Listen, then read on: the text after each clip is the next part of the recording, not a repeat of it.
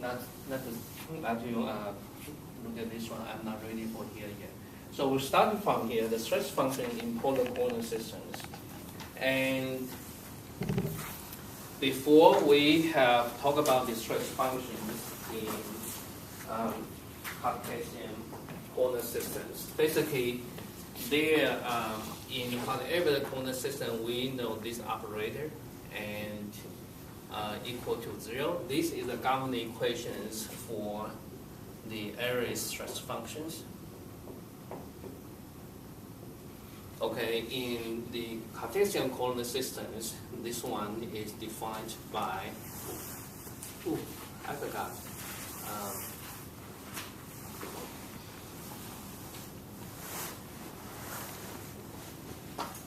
I think this should have two, right?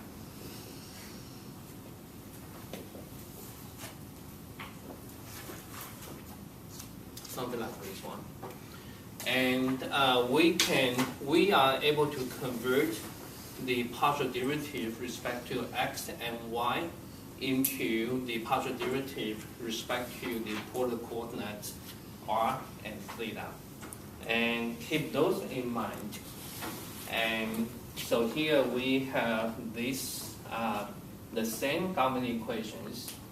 And part of our textbook and also part of the study in the polar coordinate systems, people have spent quite a big amount of the time in preparing the fundamental tools, including, for example, converting the operators, differential operators, into the in terms of the polar coordinate system, r and theta. Okay.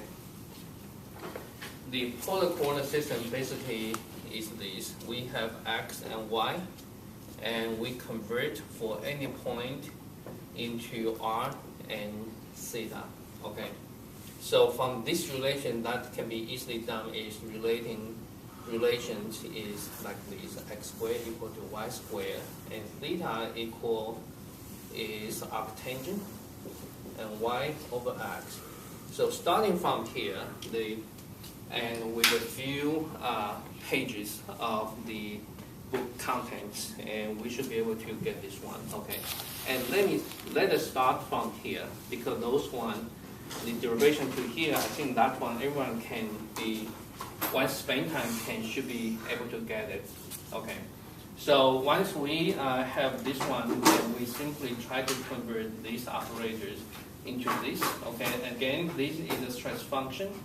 And keep in mind, right now the stress function, once we convert it into the polar coordinate system, this should be a function of r and theta. Okay.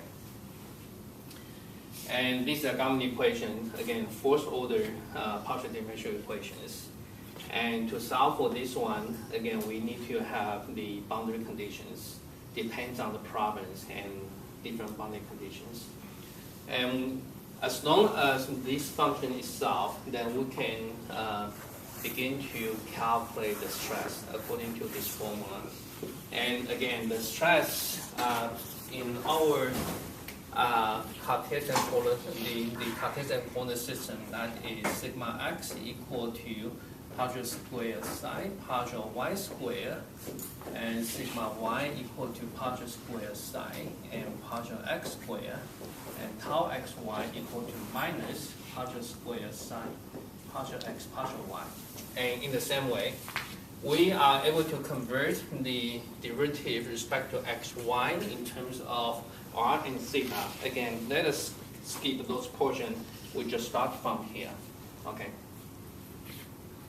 So that is the starting point. Everything, this is the governing equations. Again, our first step is always to solve for psi first. Okay. And keep those things in mind, then we can begin to look into specific conditions.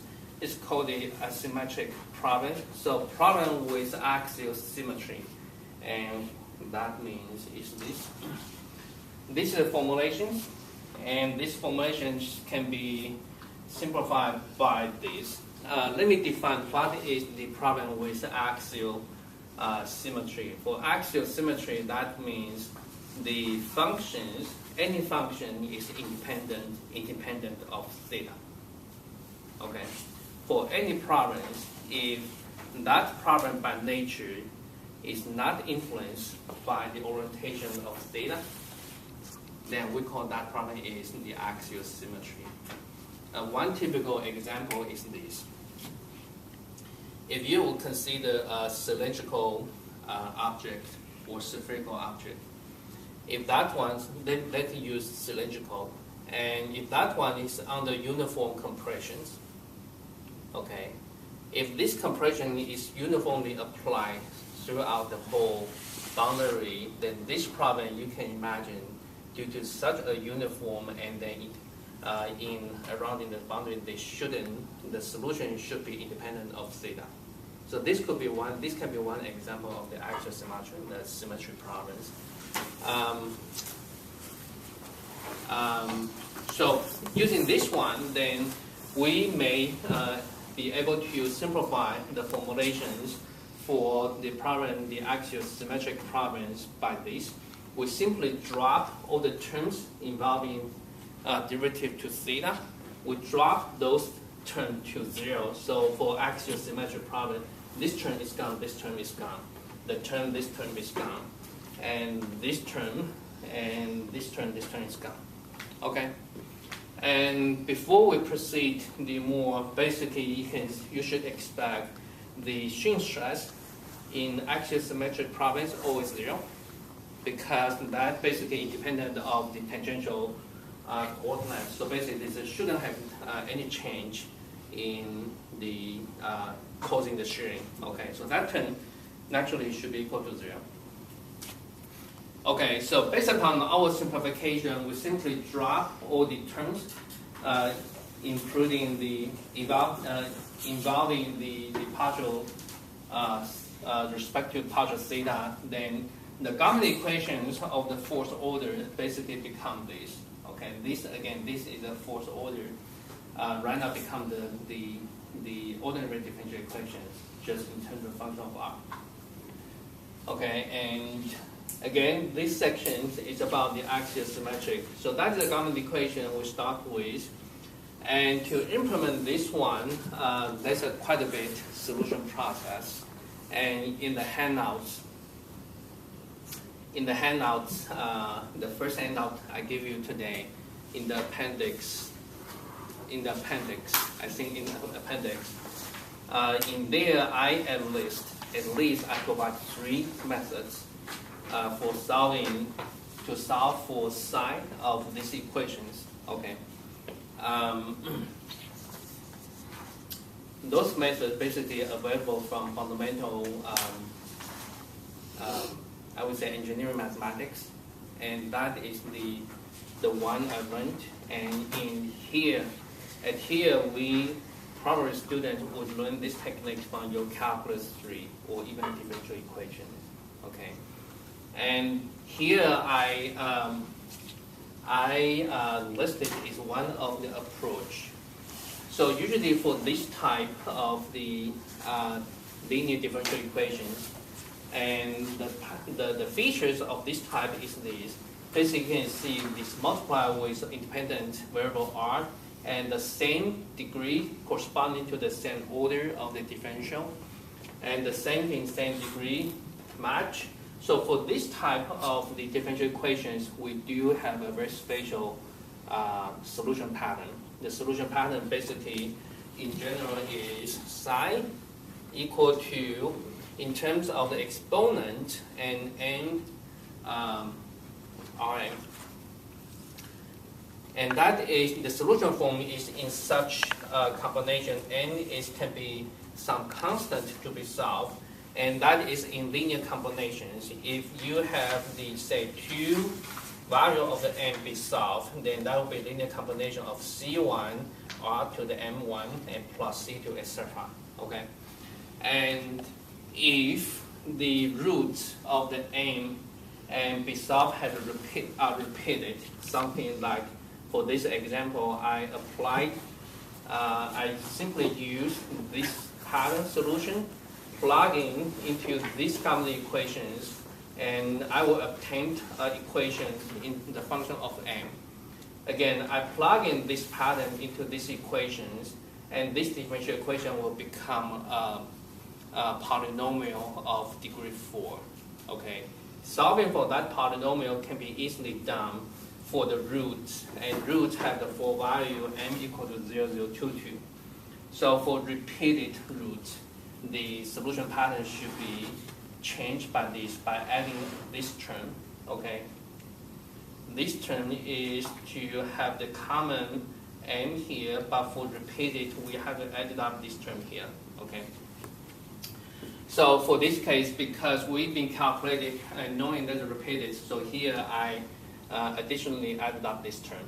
Okay, so for each m, we have this solution. So that one here, for m equal to 0, the solution pattern is this in linear combination. For m equal to 2, then the solution pattern is like this. Okay, so that is the general solutions for this one. Again, here we have introduced 1, 2, 3, 4, 4 integration constants. Those integration constants should be determined and later on to fit into the specific problem. So we leave it just for the time being. Okay. So again, once we have the stress function resolved, then we are able to proceed to determine the stress. And once stress being formulated, then we will be able to, through Hooke's law, to determine strength. And strength be determined, vice versa, we can in turn to determine the displacement, etc. So the whole set of the problem to that point is completely solved. Okay. And for this case, and you see when we calculate the stress, the calculation of the stress involved is the first derivative of psi and second derivative, the second order derivative of psi. So the two terms, basically, we should be able to calculate based upon the general equation here. Okay. So for example, based upon this term, I proceed the calculation of the first derivative. So that come up with this one, and I skip that one. Suppose you should be able to continue to calculate the second term there. Okay. So plug in there, and then we found that should be the form. So the stress should be in terms of the integration constant. And I'm kind of feel bothered by those kind of complicated.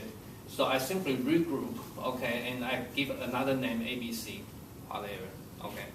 So that is the easy, from here we can easily see that is a linear combination of the three terms, natural log of R and constant and 1 over R squared.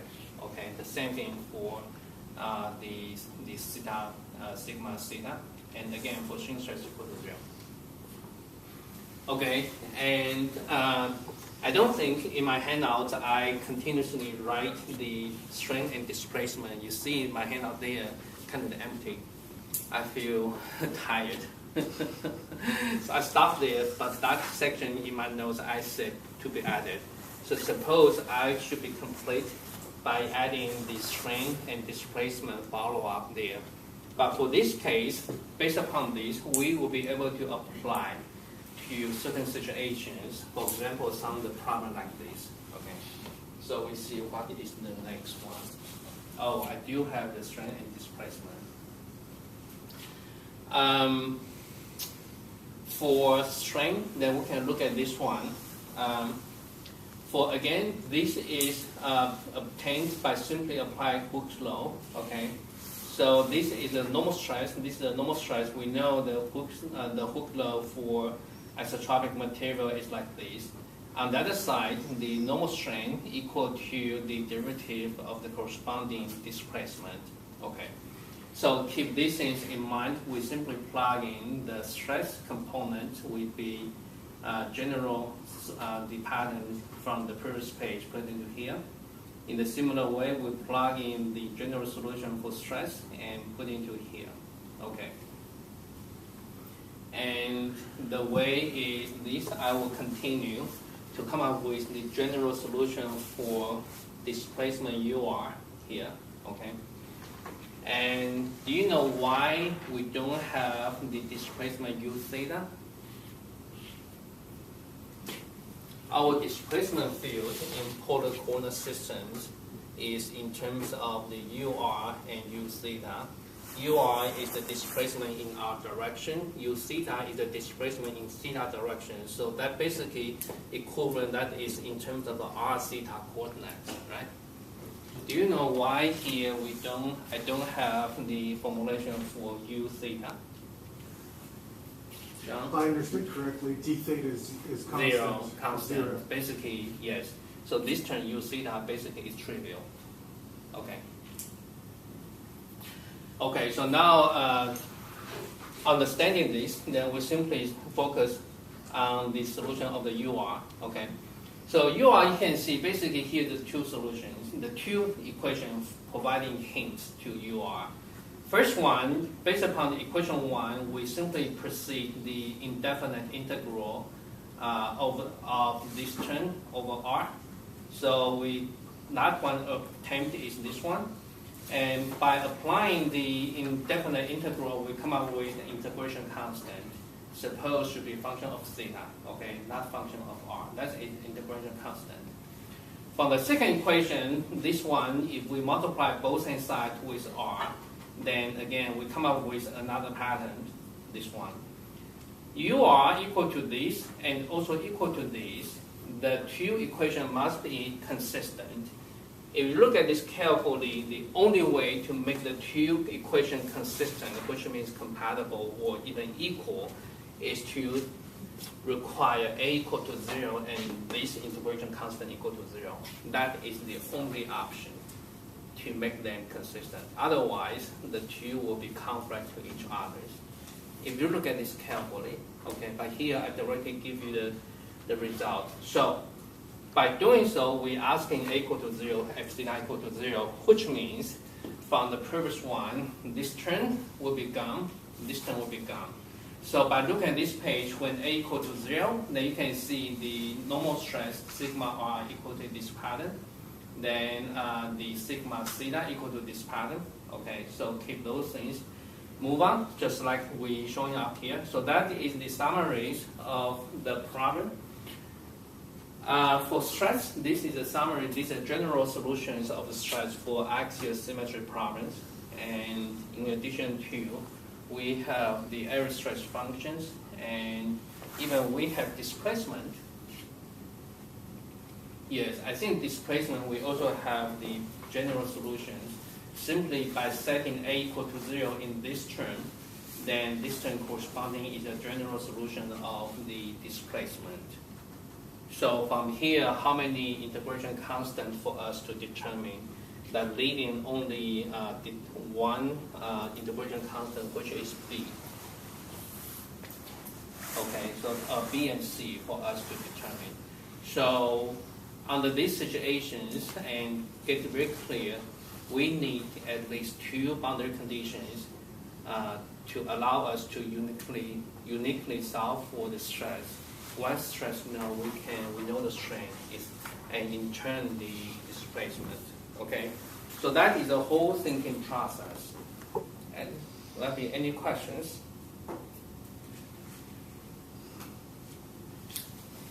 We can look at one example here. If we consider a hollow,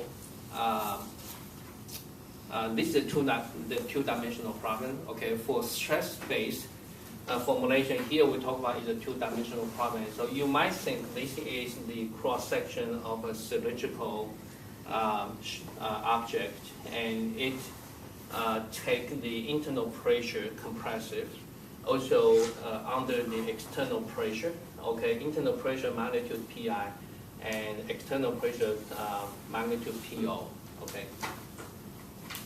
So from here you can see to solve for the sigma r and theta, again in the previous page, sigma r we have two unknown constants. So the boundary conditions for that problem is this, if you can remember this one. So for this case, the boundary conditions, one is this. At the internal is at r equal to a, the sigma r equal to minus pi.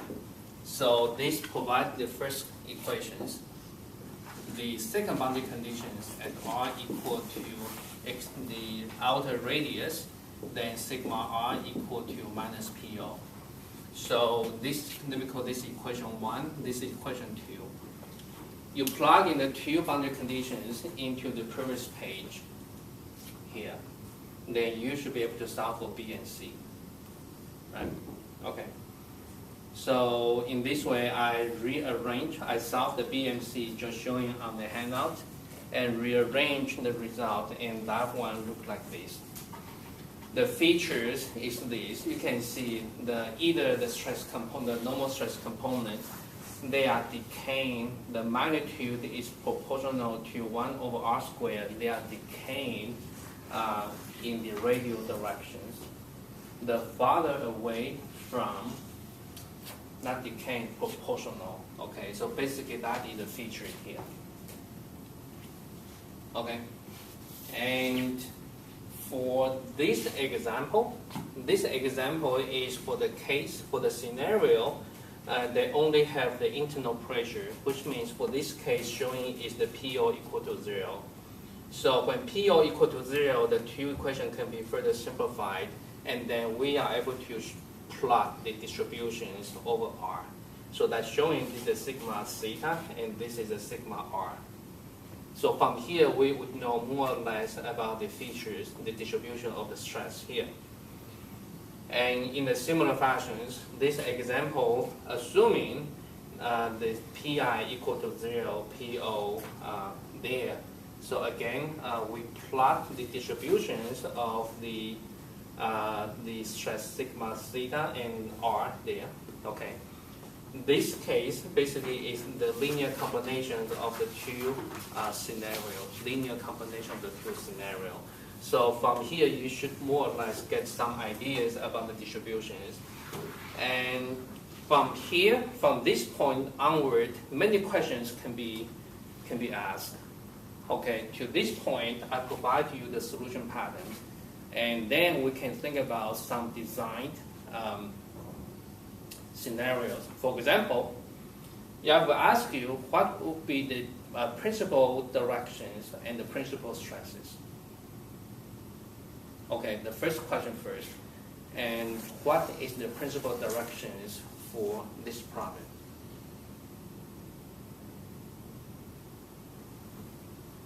Think about this. And again, how do we define the principal directions? Shear strength 0. Shear strength 0 or shear stress 0. Okay, so apply that definition to this problem. Who can tell me? Or you can just using your finger to draw in void space. Have you think about this? Okay, that could be a good question test for undergrad. Okay, so even you ask correctly, you got no point. Aren't we already in principal directions? So yes, already. Good. I think that's the right answer. We're already in the principal directions. So that means in terms of axial, in the axial symmetry problems, as long as you count it in the radial direction, every single ray emitted from the center there, that defined is a one principal direction. So I would say all the possible radial direction, the radial direction is the principal direction. Yeah. Okay. What is the maximum? Yes. Well, and then the other principal direction is constant, or? Basically, another principal direction basically corresponding just the 90 degrees apart. So yeah, if you choose this one, then the other one is simply 90 degrees, but here make no difference. Okay. For this case, how do we determine the maximum principal stress in terms of the maximum magnitude?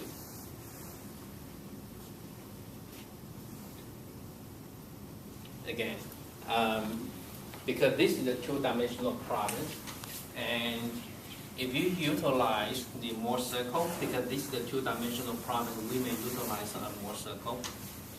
And for once, right now, let me talk about in concepts. Once we are given the numbers to A, B, Pi, Po, then we will be able to proceed the calculation of the two normal stresses. The two normal stresses under the given numbers, there should be certain constant. Let me call this sigma 1, sigma 2. And sigma 1, sigma 2 in general should be different. So let me say 1 is here, 1 is here. How about that? Okay. Once you have such number here, then who can tell me what is the maximum normal stress in terms of this drawing? That should be this one, right? Good? Okay. The other scenario is this. If we have the calculated, for example, the sigma 1, sigma 2, then basically this one provided as the maximum value. So for that case, this is the maximum principal stress. Although it's negative, but in terms of magnitude, okay? Good?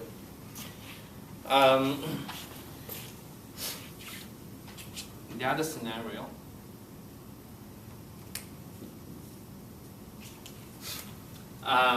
if we would consider this is the cylindrical object, and say if we use this one to cap two ends to make up a pressure vessel, to make up a cylindrical pressure vessel, okay.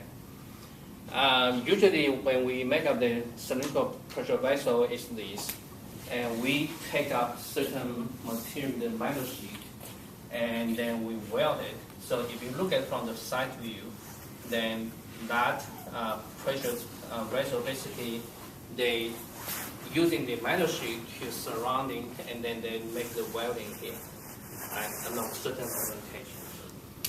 For this case, basically, usually the common sense is the weakest, the structurally weakest part is could be happening at the welding. So for that scenario, for example, if I would say, if for one scenario, if I would say choosing this is 45 degrees, then for this case, then we are concerned is about the strength of the structural like this. So one of the design criteria would be this. We asking the designers whether the shear stress along this direction will be strong enough. I mean, the welding strength in this direction will be strong enough to carry over such a shear strength, the shear stress. Okay. Under that scenario, let me ask, for 45-degree orientations, what would be the magnitude of the shear stress? How can we calculate? Think about this. You can utilize the Moore circle. Okay, that is a technical hint. And I will leave it and not answer today, but you think about that one. And for example, say if our allowable stress in this orientation, for example, 1 KSI. So with that in mind, so that means for whatever the shear stress you calculated, that one must be or less than equal to 1 KSI. This is a design criteria. Right? If the value you calculated is too much, way above this one, you're going to redesign the problem to make this thing thicker. I believe must be changing the dimension thicker in the way to reduce the shear stress. Okay. So that is kind of similar design problems. I'm going to make those things happen in the problems. But right now from there, I think I provide quite a one or two kind of scenario to inspire your thinking. Okay. Yes. Can I ask questions about your question? Yes. So if I understand correctly, the diagrams we have, yes, the radial stress and the angular stress are functions of R. So that Moore circle is going to change depending on what radius. I assume all the numbers are given. A are given, B, and Pi, PO are given. So here, those ones are calculated numbers here. But so the radial stress, sigma R, is going to be at a maximum on the inside of We the cylinder. already, in the previous questions, I already asked what is the maximum principal stress, right? But won't it be different in the inside of From the that cylinder? one, from that point onward, you need to smartly choose the value of R to give me the maximum principal stress. So for example, we look at here, assuming the PO equal to 0, we know the maximum principal stress will happen in the interior, right? Very apparently, by looking at the distributions. When only have a PO, then the contribution at the interior surface here, that is contributed from this magnitude and 0. Somewhere outward, that could be, for example, we look at this point, that will be contributed by this amount and this amount. So that one to this point, you will need to go some quantity using calculus to determine where is the maximum. That's a function of R, and you are right. Okay, so again, in the previous questions, we suppose should have certain way to determine the sigma 1, sigma 2 value there already. And based upon that one, we proceed to ask the question about the tau. And Max, we can turn off this one thing.